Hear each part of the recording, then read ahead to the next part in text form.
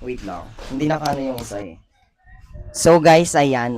So may interviewin tayong mga magagandang misses. Char, magagandang miss dito sa Pasay sa ano? Tiba Silio, Barangay 135, Cat Cecilia Pilar. Oh, dito kami ngayon is magagawa ng content. So interviewin ko lang 'tong mga magagandang miss kung ano talaga yung ano ng buhay nila, kung bakit nananatili silang maganda. So may hawakan mo yung mic. So yung tanong ko sa iyo,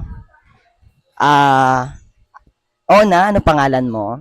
My name is Harap ka sa camera. My name is Jasmine. Yes. But you can call me Jomar. Jomar. So, bakit nananatili kang maganda? Ano ba yung ginagamit mo?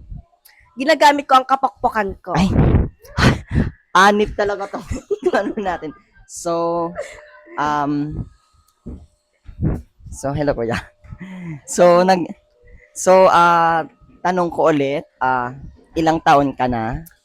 My age is 100. Ay, 12 years old. yes, 12 years old and sa kasalukuyan may jowa, may crush o Single. May crush. Pero yung crush mo is dito lang ba sa barangay nyo? Dito lang. Wow, perfect. So tanungin naman natin yung isang kasama niya na si Si Cassandra. sige, This is pahiramin your natin ng turn. yeah. So bakit ka maganda? Kasi wala lang. Ay, confident? Confident? Bakit siya maganda? Kasi wala lang. So, ano yung ginagamit mo sa buhay mo? Bakit ka nananatiling fresh at maganda? Gamitin mo yung mic mo. Wala lang din. Wala. Ay, confident talaga ang ating ini-interview. So, may sa kasalukuyan, may jowa. May jowa. Wow, perfect. So, ilang taon ka na? Magti-13 sa November. So, ilang taon ka nung na-virgin? Char! Hindi. hindi yun yung tamang tanong. So, ilang taon ka nung nalaman mong babae ka?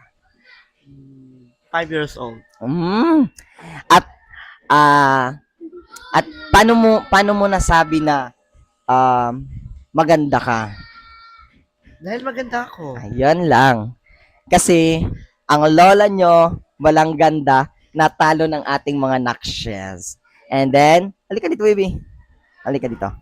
So, natapos na natin interviewin ang ating mga magagandang bisita na nagmula pa dito sa Privasilio Street, Pasay. Yes.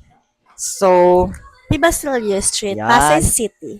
so yun lang. Asahan nyo. Tomorrow may bagong upload na naman tayo sa Facebook.